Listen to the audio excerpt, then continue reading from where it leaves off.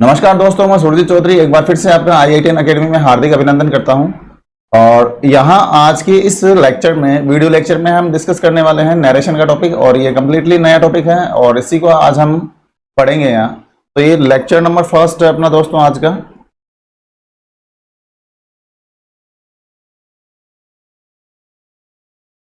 Lecture number 1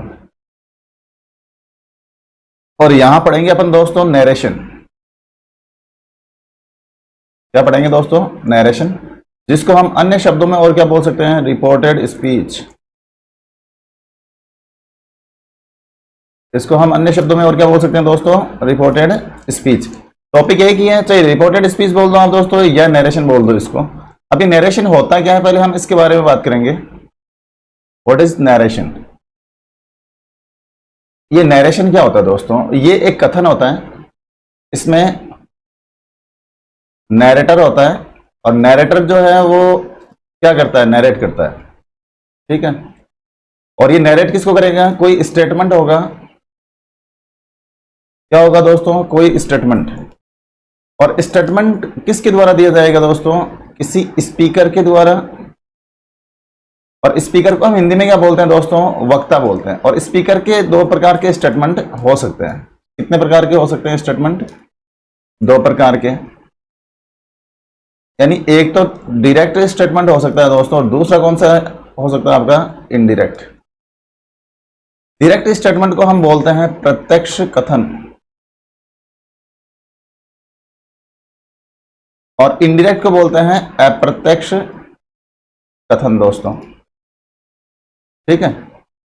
यहां एक बार दोबारा देखो, नरेशन क्या होता है? ये कथन ही होता है दोस्तों। इसको चाहे रिपोर्टेड स्पीच बोल दो आप, चाहे नरेशन बोल दो, बात एक ही है। नरेटर होता है जिसको हम बोलते हैं कथाकार, जो बात कहने वाला होता है। और ये क्या करता है? नरेट करता है। नरेट यहाँ पे वर्ब है और ये क्या है दोस्तों? नाउन है। नरेटर क्या करेगा? नरेट करेगा। और नरेट क्या करेगा? कोई स्टेटमेंट, कोई कथन। स्टेटमेंट देने वाला जो व्यक्ति होगा उसको हम क्या बोलते हैं दोस्तों? स्पीकर, वक्ता। अब वक्ता के दो प्रकार के कथन हो सकते हैं। एक तो कौन सा है दोस्तों? डायरेक्ट स्टेटमेंट हो सकता है, और दूसरा कौन सा हो सकता है? इनडायरेक्ट। तो हम यहां से ये टॉपिक स्टार्ट कर रहे हैं और यहां बात करने वाले हैं कि ये जो डायरेक्ट इनडायरेक्ट होते हैं वो किस प्रकार से स्टेटमेंट होते हैं, और डायरेक्ट को हम इनडायरेक्ट में किस प्रकार से चेंज करेंगे। तो वो सारी चीजें हम यहाँ पहले बेसिक्स पढ़ेंगे इसके। जैसे मैंने आपको वॉइस के चैप्टर में पढ़ाया था कि इसके बेसिक्स क्या क्या हैं। ऑब्जेक्ट को आइडेंटिफाई करना, टेंसेस वगैरह, प्रोनाउन संबंधी चेंज, ये सारे किए थे और उसके बाद में हमने चेंज किए थे। तो मैं उम्मीद करता हूं कि वो टॉपिक आप अच्छी तरीके से सीख पाओगे। और वैसे ही इन द सेम फैशन ये टॉपिक जो है नरेशन का, वो भी आप अच्छी तरीके से इसको कवर कर लोगे आराम से दोस्तों। तो इसमें हम आगे बढ़ते हैं। यहां लिख रहा हूं मैं,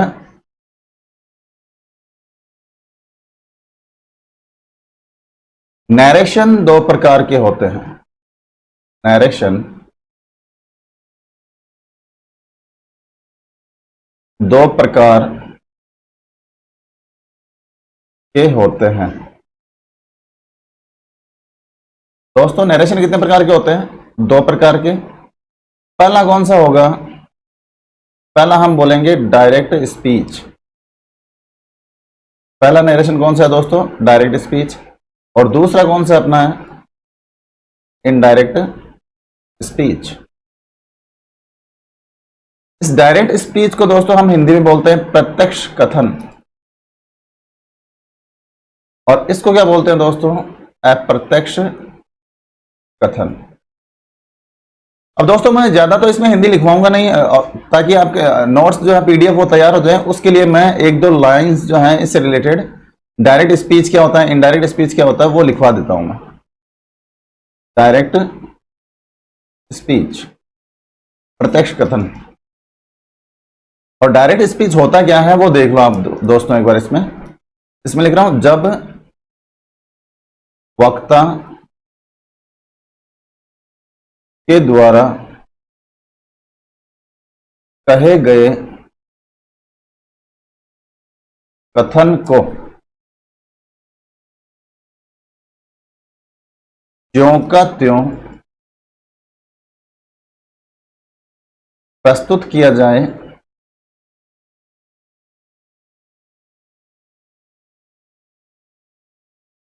ज्यों का त्यों प्रस्तुत किया जाए, तो ऐसा कथन डायरेक्ट स्पीच कहलाता है। क्या लिखा दोस्तों इसमें, जब वक्ता के द्वारा कहे गए कथन को ज्यों का त्यों प्रस्तुत किया जाए तो ऐसा कथन डायरेक्ट स्पीच कहलाता है। अब की बार देखो, दो तरह के वक्ता के स्टेटमेंट मैंने बताए थे। जैसे मैं कहूं कि मैं आज आपको नरेशन पढ़ाऊंगा, तो दोस्तों ये मेरा स्टेटमेंट जो है वो क्या है, डायरेक्ट है। लेकिन इसी स्टेटमेंट को कोई स्टूडेंट यदि ऐसे बोले कि सर ने कहा कि आज वो हमें नरेशन पढ़ाएंगे, तो ये जो इनडायरेक्ट स्टेटमेंट है इसमें क्या है, जो स्पीकर होता है वो अपने शब्दों में उसको प्रस्तुत करता है तोड़ मरोड़ के। लेकिन डायरेक्ट स्पीच जो होगा उसमें क्या होगा, स्टेटमेंट डायरेक्ट ही रहेगा। फॉर एग्जाम्पल यहां लिख रहा हूं मैं, John said to me I am busy now. John ने मुझसे कहा कि मैं क्या हूं, बिजी हूं। तो दोस्तों ये डायरेक्ट स्टेटमेंट है, इसको हमने इनडायरेक्ट में कन्वर्ट नहीं किया। तो यहां इतनी बात करेंगे कि ये जो दिया गया स्टेटमेंट है वो कौन सा है दोस्तों, ये डायरेक्ट का ही है, डायरेक्ट स्पीच है। ठीक है दोस्तों, एक बार इनडायरेक्ट स्पीच और देख लो, फिर इनके बारे में हम इन डिटेल स्टडी करेंगे दोस्तों। दूसरा यहां लिख रहा हूं इनडायरेक्ट स्पीच।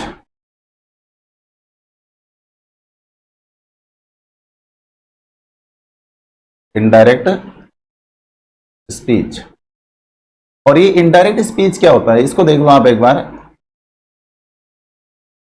मैं यहां लिख रहा हूं, जब वक्ता के द्वारा कहे गए कथन को ज्यों का त्यों प्रस्तुत न कर अपने शब्दों में ही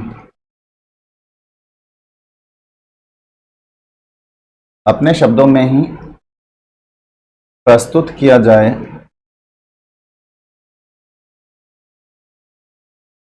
तो ऐसा कथन इनडायरेक्ट स्पीच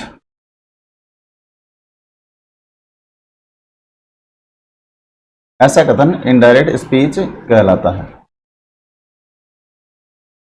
ठीक है दोस्तों, इसमें क्या लिखा, जब वक्ता के द्वारा कहे गए कथन को ज्यों का त्यों प्रस्तुत न कर अपने शब्दों में ही प्रस्तुत किया जाए तो ऐसा कथन, कौन सा कथन कहलाएगा, इनडायरेक्ट स्पीच। यानी इसमें अब की बार ऐसा होगा, स्टेटमेंट में परिवर्तन होगा। वक्ता अब उस बात को अपनी भाषा में, अपनी लैंग्वेज में तोड़ मरोड़ के इसको पेश करेगा, तो वही एग्जाम्पल है उसको मैं इनडायरेक्टली पेश कर रहा हूं दोस्तों।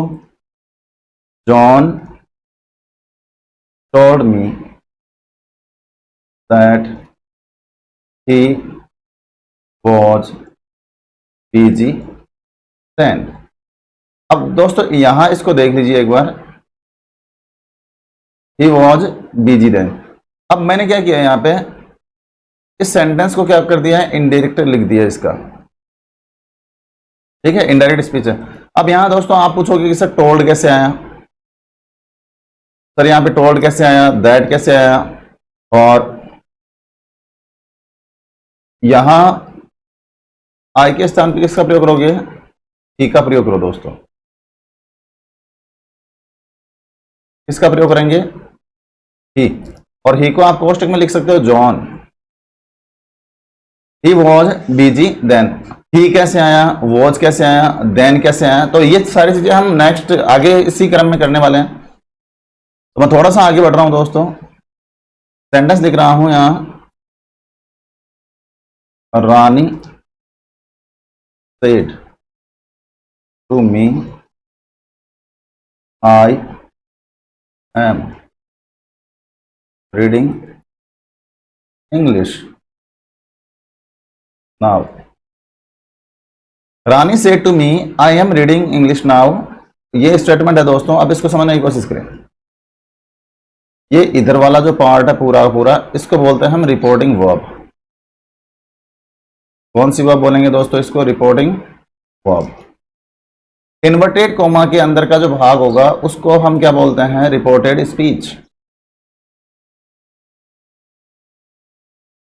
इसको क्या बोलते हैं दोस्तों, रिपोर्टेड स्पीच। शॉर्ट में इनको हम इसको बोल देते हैं आरवी और इसको बोल देते हैं आरएस। ठीक है दोस्तों।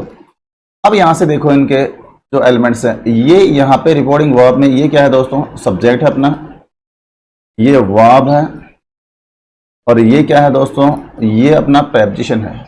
क्या है, प्रेपोजिशन। और ये क्या हो गया, ये ऑब्जेक्ट है दोस्तों। ठीक है, क्योंकि प्रेपोजिशन हमेशा अपने बाद में कौन सा केस लेता है, ऑब्जेक्टिव केस ही लेता है। इन्वर्टेड कोमा के अंदर का पार्ट जो है वो रिपोर्टेड स्पीच कहलाएगा। और रिपोर्टेड स्पीच का फर्स्ट अक्षर जो होता है लेटर, जिसको हम बोलते हैं कैपिटल लेटर, कैपिटल लेटर, ये हमेशा बड़ा अक्षर होता है। ठीक है दोस्तों।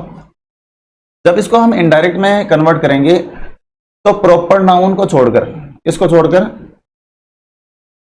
प्रॉपर नाउन तो जानते ही होंगे दोस्तों आप, प्रॉपर नाउन व्यक्तिवाचक संज्ञा है। ठीक है, यानी किसी प्लेस का नाम हो सकता है और किसी पर्सन का नाम हो सकता है। Name of a particular person और place, that is known as proper noun. तो जब हम इसको इनडायरेक्ट में कन्वर्ट करेंगे तो इनडायरेक्ट स्पीच बनाते समय प्रॉपर नाउन होगा तो उसका पहला अक्षर कैपिटल रहेगा।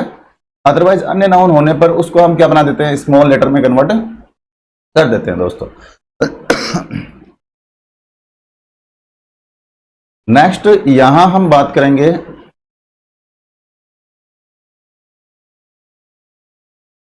Change in pronouns, sorry change in persons. पुरुष संबंधी परिवर्तन। जब डायरेक्ट से इनडायरेक्ट बनाएंगे तो हमें चेंज करना होगा पर्सन संबंधी परिवर्तन। और ये पर्सन संबंधी परिवर्तन क्या होते हैं, ये देख लो दोस्तों एक बार। इसमें चेंज इन पर्सन्स की बात हो रही है। डायरेक्ट से इनडायरेक्ट बनाएंगे तो पर्सन संबंधी चेंज हम करते हैं। और पर्सन संबंधी चेंज कैसे करेंगे,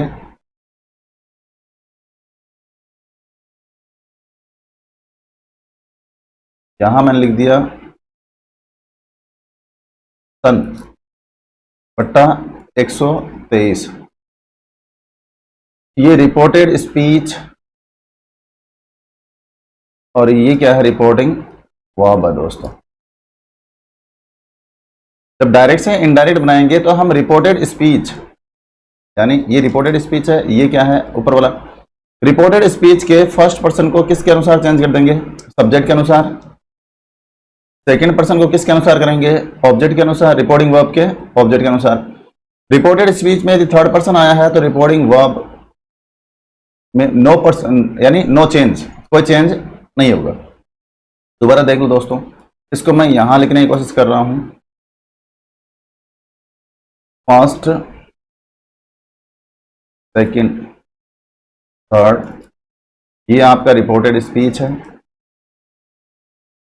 यहां लिख रहा हूं reporting verb, subject, object, no change.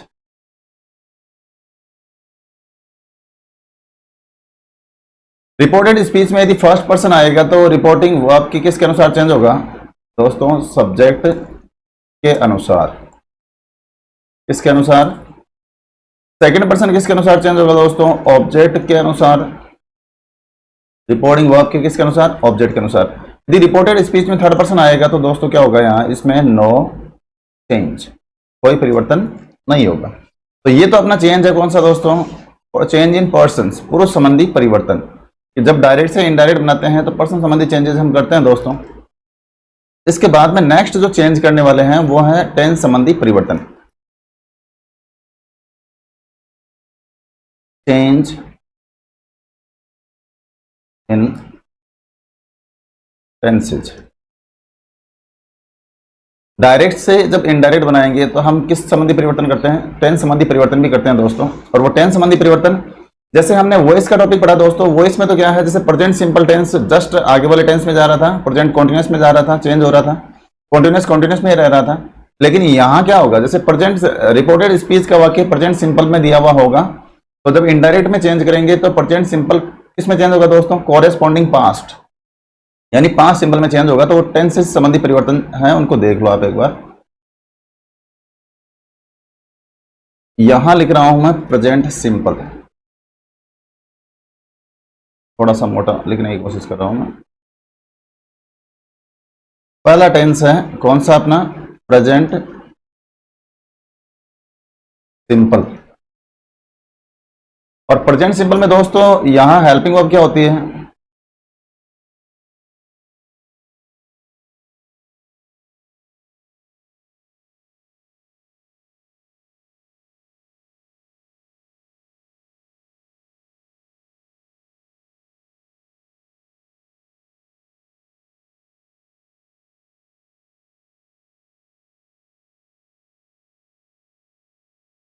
थोड़ा सा दोस्तों टेक्निकल प्रॉब्लम है, यस, थोड़ा सा टेक्निकल प्रॉब्लम आ गया था दोस्तों बीच में, लेकिन कोई बड़ा इशू नहीं है। प्रेजेंट सिंपल है, और प्रेजेंट सिंपल में किसका प्रयोग होता है? एस, ईएस, टू, और किसका प्रयोग होता है दोस्तों? डज का। प्रेजेंट सिंपल किस में कन्वर्ट होगा? पास्ट सिंपल में। किसमें चेंज होगा दोस्तों? Past simple. और पास्ट सिंपल में होती है वर्ब की सेकंड फॉर्म, और किसका प्रयोग होता है दोस्तों? हेल्पिंग वर्ब, डिड का प्रयोग होता है। नेक्स्ट अपना प्रेजेंट कॉन्टिन्यूअस, और इसमें आते हैं दोस्तों इज, एम, आर। ये किसमें चेंज हो जाएगा? पास्ट कॉन्टिन्यूअस में, और यहां हो जाएगा वोज और वर। तीसरा है आपका प्रेजेंट परफेक्ट, और प्रेजेंट परफेक्ट में दोस्तों किसका प्रयोग होता है? हैज और हैव का। और प्रेजेंट परफेक्ट किसमें चेंज होगा दोस्तों? पास्ट परफेक्ट में, और इसमें किसका प्रयोग होता है? हैड का। तो दोस्तों एक बार ये तीनों टेंसेस मैंने लिखे हैं। प्रेजेंट सिंपल में किसका प्रयोग होता है? एस या ईएस का प्रयोग होता है, डू डज का प्रयोग होता है, वो किसमें चेंज होगा? पास्ट सिंपल में। और प्रेजेंट कॉन्टिन्यूअस है, इसमें इज, एम, आर, ये हेल्पिंग वर्ब होती है, किसमें चेंज हो जाएगा? पास्ट कॉन्टिन्यूअस में। यानी कॉरेस्पॉन्डिंग पास्ट की बात कर रहे थे, तो कॉरेस्पॉन्डिंग पास्ट यही है इनके। प्रेजेंट परफेक्ट है, इसमें हैज और हैव का प्रयोग होता है, यहाँ किसमें चेंज हो रहे हैं? पास्ट में। ठीक है दोस्तों, ठीक इसी प्रकार से चौथा देखो यहां पे लिख रहा हूं पास्ट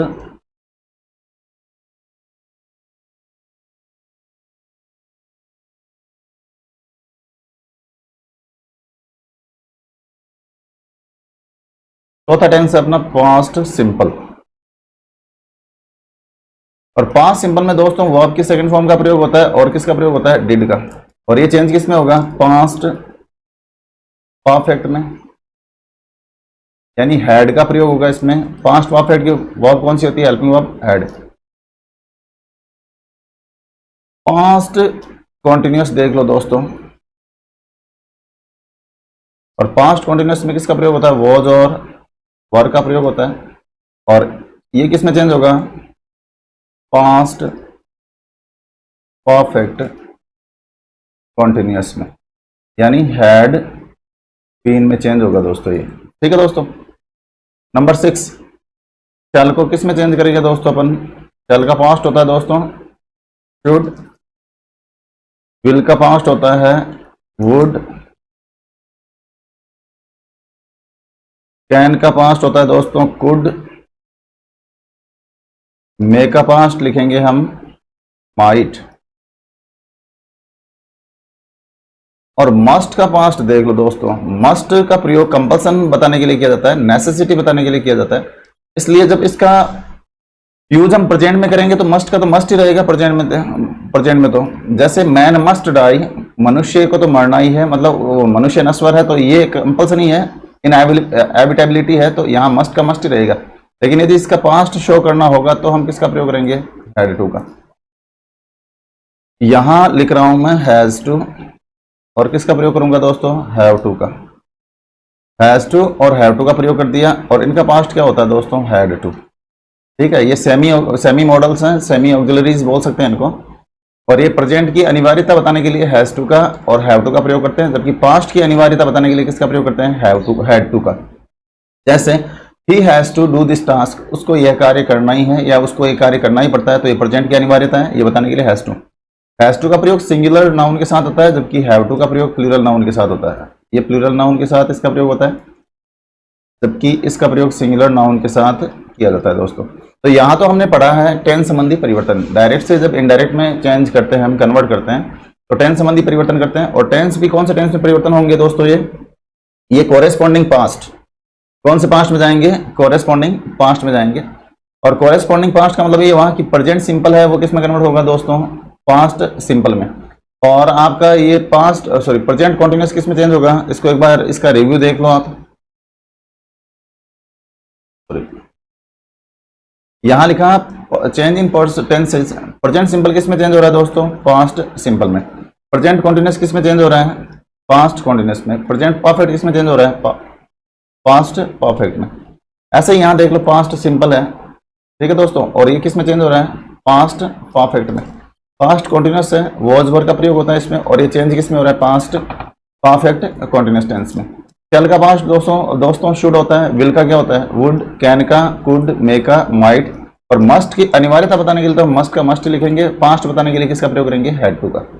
यहां लिखा है हैज टू और हैव टू, और इनका पास्ट क्या होता है दोस्तों? Had to. ठीक है, इतना तो हमने कर लिया दोस्तों। और इसके बाद में नेक्स्ट हम बात करने वाले हैं change in adverbs. Change in adverbs.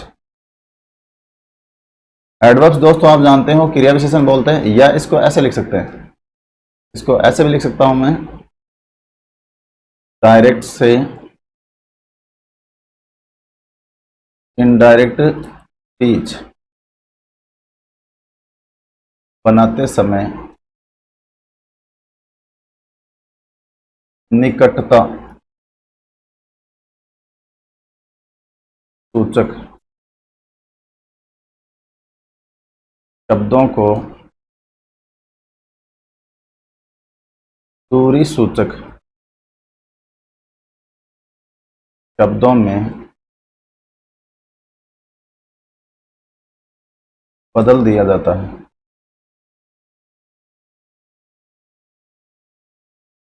क्या लिखा दोस्तों यहाँ पे? डायरेक्ट से इनडायरेक्ट स्पीच बनाते समय निकटता सूचक शब्दों को, कैसे शब्दों को? नजदीकी बताने वाले शब्दों को दूरी सूचक शब्दों में बदल दिया जाता है। और वो शब्द कौन से हैं? ये एडवर्ब्स ही होते हैं दोस्तों। क्या होते हैं? ये एडवर्ब्स ही होते हैं। और वो एडवर्ब्स कौन कौन से हैं ये देख लो यहां से। जैसे दिस का पास्ट क्या होगा दोस्तों? दैट। दीज का क्या होगा? Those, here, there. नाउ इसका होगा देन, जस्ट, देन। और इसका और देखो आप, मैंने लिख दिया टुडे, क्या होगा? That day. नाइट, इसका पास्ट क्या होगा दोस्तों? That night. ठीक है। Yesterday, the previous day. Yesterday का क्या होगा दोस्तों? The previous day. अब इसमें और भी लिख रहा हूं दोस्तों, लेकिन यहाँ स्पेस थोड़ा कम है मेरे पास। और नेक्स्ट और देख लो इसमें, टुमारो, इसका हो जाएगा द फॉलोइंग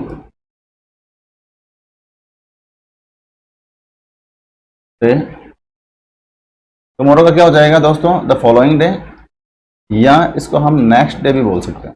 ठीक है, क्या बोल सकते हैं टुमारो को? द फॉलोइंग डे या नेक्स्ट डे। यस्टरडे का हमने कर ही लिया था। फिर आप देखो दोस्तों, हैंस। हैंस का मतलब होता है अतः, इसको हम हिंदी में क्या बोलते हैं? अतः। और इसका पास्ट क्या होगा? सेंस। ईदर, इसका क्या हो जाएगा? इधर। ठीक है, यहां वहां। इधर यहां, और इधर का मतलब क्या है? वहां। 10, 10 का मतलब होता है इस प्रकार, और इसका क्या हो जाएगा दोस्तों? सो। अब यहां लिख रहा हूं the last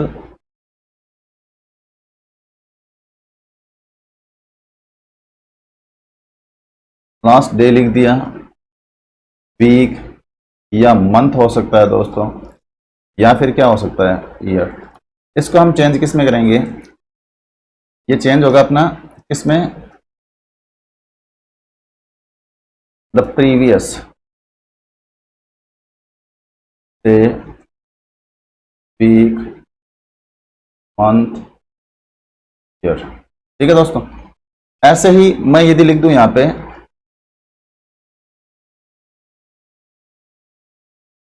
next day, week, month, या फिर क्या दिया हुआ हो सकता है दोस्तों यहाँ पे, ईयर। तो ये किस में चेंज हो जाएगा, the following day, week, month, और किस में चेंज हो जाएगा दोस्तों, ईयर। तो ये अपने यहाँ पे एडवर्ब संबंधी चेंजेज हैं, चेंजेज इन एडवर्ब्स। तो जब हम डायरेक्ट से इनडायरेक्ट में कन्वर्ट करते हैं तो निकटता सूचक शब्दों को हम क्या कर देते हैं, दूरी सूचक शब्दों में चेंज कर देते हैं। और ये जितने भी वर्ड्स लिखवाए हैं वो दूरी सूचक शब्द ही बता रहे हैं दोस्तों। एक बार देखो इसको, चेंज इन एडवर्ब्स है, डायरेक्ट से इनडायरेक्ट बनाते समय निकटता सूचक शब्दों को दूरी सूचक शब्दों में बदल दिया जाता है। और ये इतने शब्द लिखवाए हैं। दिस का पास्ट क्या हो जाएगा दोस्तों, दैट, दीज का, दोज, हियर का, देयर, नाउ का, देन, जस्ट का क्या होगा, देन। टुडे है तो इसका क्या हो जाएगा दोस्तों, that day, tonight, that night, yesterday, the previous day. Then we have, tomorrow है, टुमारो को किस में चेंज करेंगे दोस्तों, द फॉलोइंग डे या नेक्स्ट डे। हैंस का पास्ट क्या होता है, देंस। इधर का, इधर, दस का मतलब होता है इस प्रकार, इसका मतलब क्या होता है, इस प्रकार। और 100 का मतलब क्या हुआ, इस प्रकार। तो ये last day, week, month, year होगा तो इसको हम किस में चेंज कर देंगे, the previous day, week, month, year. Next day दिया हुआ होगा, वीक दिया हुआ होगा, मंथ, ईयर होगा तो इसको हम किस में चेंज कर देंगे, फॉलोइंग डे, वीक, मंथ या ईयर में से, इनमें से। ठीक है दोस्तों, अब इसके बाद में हम बात करने वाले हैं, हमने जो चेंजेस है वो तो देख लिए दोस्तों, यानी इसमें हमने पर्सन संबंधी चेंज कर लिए थे और टेंस संबंधी परिवर्तन हमने पढ़ लिए हैं दोस्तों, और उसके बाद में एडवर्ब संबंधी चेंजेस हमने कर लिए हैं। अब दोस्तों सॉरी, एक मिनट,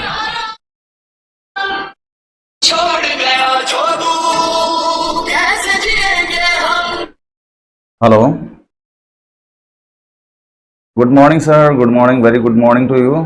अच्छा है सर, मैं ऐसे बोल रहा था, क्लास में हूँ मैं, आपसे थोड़ी देर बाद में कर सकता हूँ क्या बात? बिल्कुल बिल्कुल सर, मैं डेफिनेटली कॉल करूंगा, आपको कॉल बैक करूंगा। ठीक है सर।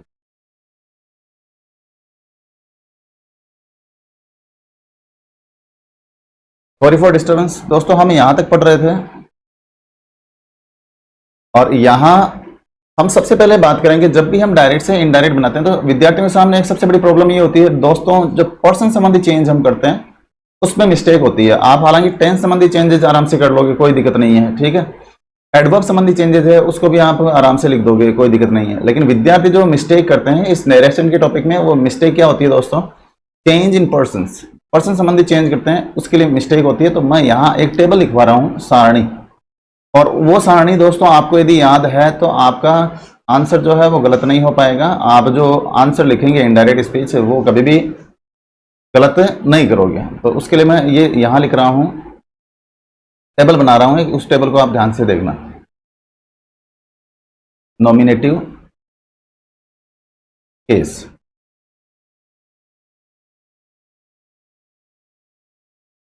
यहां लिख रहा हूं दोस्तों मैं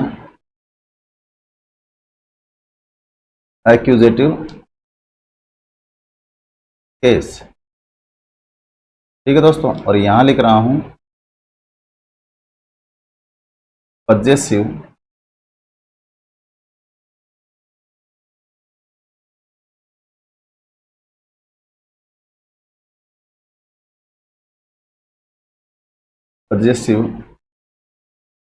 एडजेक्टिव, ठीक है दोस्तों। और यहां लिख रहा हूं पजेसिव प्रोनाउन। इनको दोस्तों पढ़ना ही होगा और कोई ऑप्शन ही नहीं है अपने पास।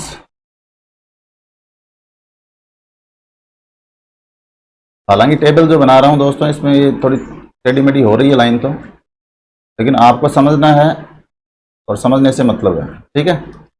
इस नॉमिनेटिव केस को हम दोस्तों बोलते हैं सब्जेक्टिव केस। कौन सा केस? सारणी बहुत ही इंपॉर्टेंट है दोस्तों आपके लिए, इसलिए मैं इसको यहां प्रेजेंट कर रहा हूं आपके लिए। इसको बोलते हैं सब्जेक्टिव केस।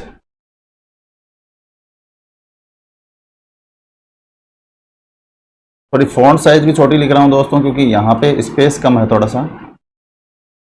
एक्यूजेटिव केस है दोस्तों, इसको बोलते हैं ऑब्जेक्टिव केस।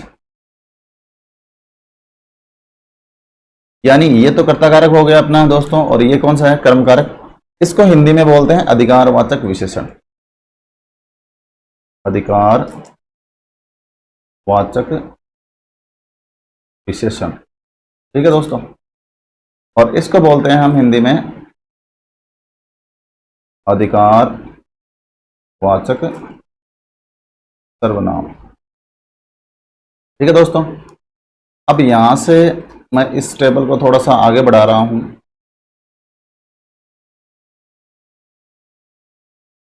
ठीक है दोस्तों, अब यहां देख लो आप, फर्स्ट पर्सन लिख रहा हूं मैं। और यदि किसी भाई को यदि पर्सन्स के बारे में पता नहीं हो, इंग्लिश में 3 तरह के पर्सन्स होते हैं, तो वो यहां से सीख सकता है आराम से। आई लिखा, फर्स्ट पर्सन में क्या क्या होते हैं दोस्तों? आई और वी। आई कैसा नाउन है दोस्तों? सिंगुलर नाउन है। जबकि वी कैसा नाउन है दोस्तों? प्लूरल नाउन, ठीक है। ये लो आपका फर्स्ट पर्सन।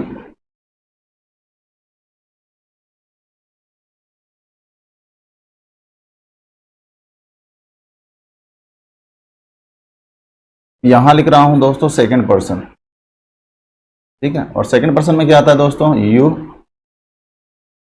यू की कंडीशन देखिए दोस्तों, ये सिंगुलर नाउन भी होता है और कौन सा नाउन भी होता है? प्लूरल नाउन भी ये होता है, ठीक है दोस्तों। और सेकंड पर्सन में एक ही होता है, यू।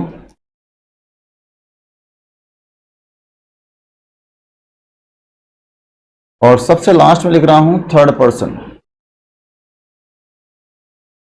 ठीक है दोस्तों। और थर्ड पर्सन में क्या क्या होते हैं? जैसे यहां लिख रहा हूं मैं ही, शी, इट। किसी का नाम, एक नाम की बात कर रहा हूं, तो ये सारे के सारे सिंगुलर फॉर्म में सिंगुलर नाउन है। और इसमें एक और क्या होता है दोस्तों? दे। ये कौन सा नाउन है? प्लूरल नाउन है।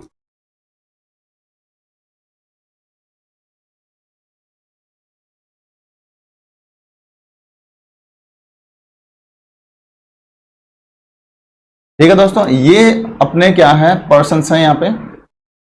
और इन पर्सन्स को अब थोड़ा सा गौर से पढ़ने की कोशिश करें आप, ठीक है।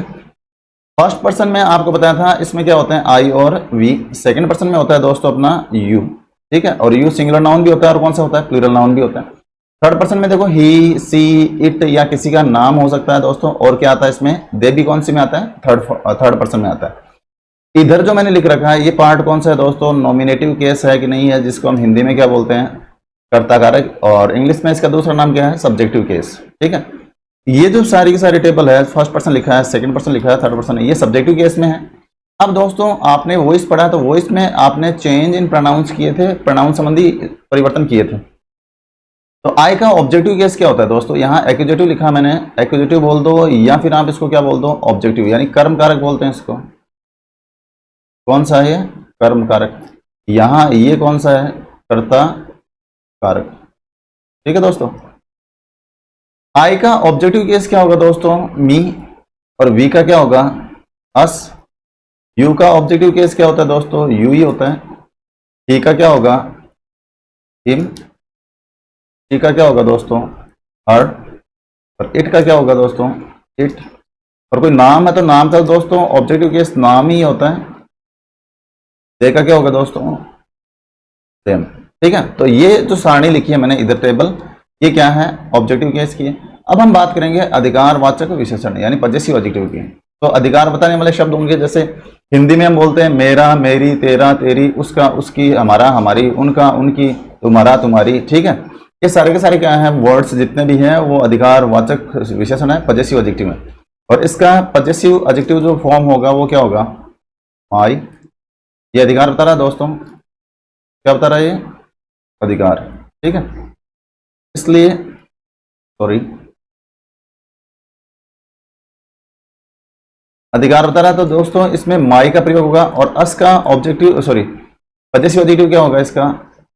आर, यू का क्या होगा दोस्तों, योर, ही का क्या होगा, हिज, शी का क्या होगा दोस्तों, हर, इट का क्या होगा दोस्तों, इट्स। नाम का पजेसिव एडजेक्टिव होता नहीं है, और देम का क्या हो जाएगा दोस्तों, देयर। ठीक है दोस्तों, ये तो हो गया कौन सा अपना पजेसिव एडजेक्टिव। ये याद ही रखने हैं दोस्तों आपको। पजेसिव प्रोनाउन देख लो आप, हालांकि इसमें रिफ्लेक्सिव प्रोनाउन भी होते हैं, लेकिन उसको यहां लिखने की जरूरत नहीं है। जब भी हम लेक्चर नेक्स्ट पढ़ेंगे तो उसमें अपन डिस्कस कर लेंगे इसके बारे में, क्योंकि वो जो रिफ्लेक्सिव प्रोनाउन का जब टॉपिक पढ़ेंगे तो उसमें देख लेंगे। माई का क्या होगा दोस्तों, माई। आर का क्या होता है, आर्स। योवर का क्या होगा दोस्तों, योवर्स। हिज का हिज ही होता है। हर का दोस्तों हर्स होगा। इट्स का पजेसिव केस नहीं होता, सॉरी पजेसिव प्रोनाउन नहीं होता, और नाम का भी नहीं होता। देयर का क्या हो जाएगा दोस्तों, देयर्स। ठीक है, अब मेन बात ये है दोस्तों, ये एक चीज देखना, यहां से नोट करना, मैंने यहां हिज लिखा, पजेसिव एडजेक्टिव भी हिज है, और दोस्तों पजेसिव प्रोनाउन भी हिज है।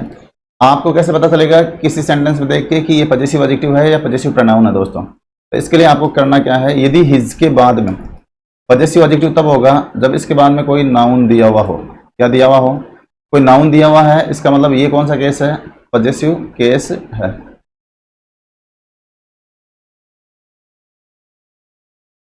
ठीक है दोस्तों, यदि हिज के बाद में क्या दे रखा हो, कोई नाउन दिया हुआ है, इसका मतलब पजेसिव केस है। और इस पजेसिव प्रोनाउन कब होगा, जब इसके बाद में कोई क्या दी हुई हो, वर्ब दी हुई हो। इसका मतलब ये क्या है, पजेसिव प्रोनाउन है। इन दोनों को हम समझते हैं एग्जांपल्स के माध्यम से, लेकिन पहले एक बार इस टेबल को देख लो। मान लीजिए मैं इसको 1 नंबर दे देता हूं, क्या देता हूं, इस टेबल को पूरी को 1 नंबर, इसको क्या बोल देता हूं, 2 नंबर, इसको 3 नंबर, और इसको 4 नंबर। ये एक देसी जुगाड़ है दोस्तों, मैं जिसके माध्यम से आपको समझाने की कोशिश कर रहा हूं। अब मैं आपसे यदि ऐसे पूछ लूं कि फर्स्ट पर्सन सिंगुलर नाउन का 3 नंबर वाला क्या होगा, तो सिंगुलर नाउन का 3 नंबर वाला दोस्तों कौन सा होगा, माई हो गया। मैं ऐसे बोल दूं फर्स्ट पर्सन प्लूरल क्या होता है, प्लूरल वी होता है दोस्तों। और मैं ऐसे बोल दूं कि वी का पजेसिव प्रोनाउन क्या होता है, तो पजेसिव प्रोनाउन 4 नंबर वाला हो गया, यही हो गया। मैं ऐसे बोल दूं ही का ऑब्जेक्टिव केस यानी 2 नंबर वाला क्या होगा, तो अब 2 नंबर वाला देख लो, ही का 2 नंबर की सारणी ये है, और 2 नंबर में ही का ऑब्जेक्टिव केस क्या होगा, हिम। ही का क्या होगा, हर। इट का क्या होगा, इट। और नाम है तो किसी का नेम। दे का क्या हो जाएगा दोस्तों, देम। ठीक है, और यहां से आप इसको आराम से समझ सकते हैं, क्योंकि हम जब इनडायरेक्ट स्पीच कन्वर्ट करेंगे तो इनडायरेक्ट स्पीच में दोस्तों सबसे पहली बात तो यही होती है कि आपको पर्सन संबंधी चेंजेस आ रहे हैं तब तो कोई दिक्कत नहीं है, यदि ये नहीं आ रहे हैं तब आपका आंसर गलत हो सकता है। हम बात कर रहे थे यहाँ पे हिज की, तो दोस्तों एक बार इन दोनों हिज को समझने की कोशिश करेंगे।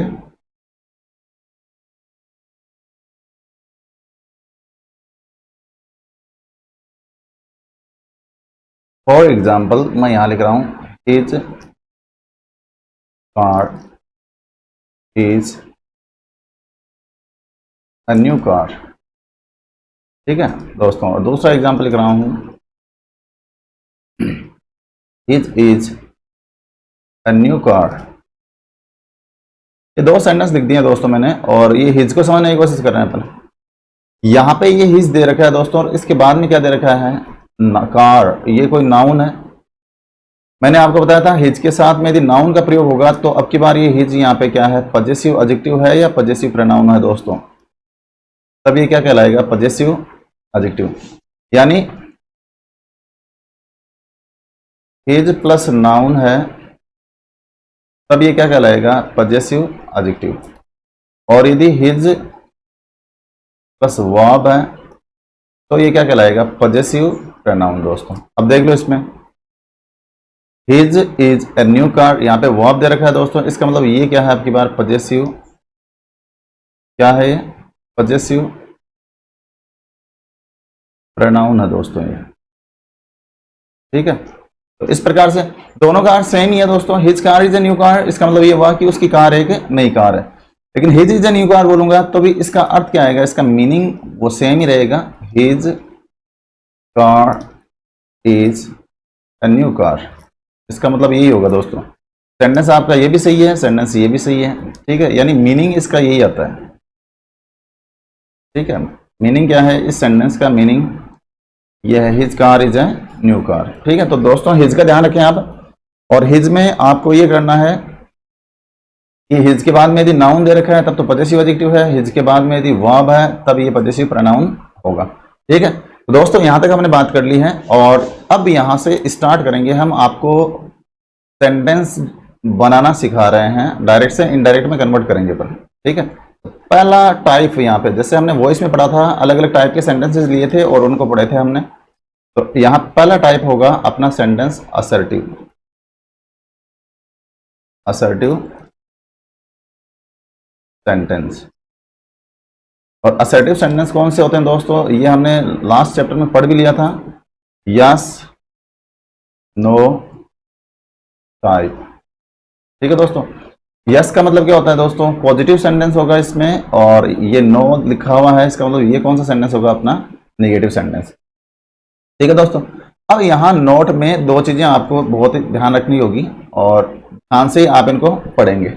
तो आज के लिए इस वीडियो में इतना सफिशिएंट है। जब भी नेक्स्ट लेक्चर आएगा, अपना जो लेक्चर नंबर 2 आएगा, तो उसमें इस सेंटेंस को डिस्कस करेंगे और आपको वो ये नरेशन चेंज करना सिखाएंगे दोस्तों। तो विभिन्न प्रकार के जो भी टाइप्स आएंगे उनको देखते हैं अपन, ठीक है। तो आज के लिए इतना सफिशिएंट है। Thank you for being with me.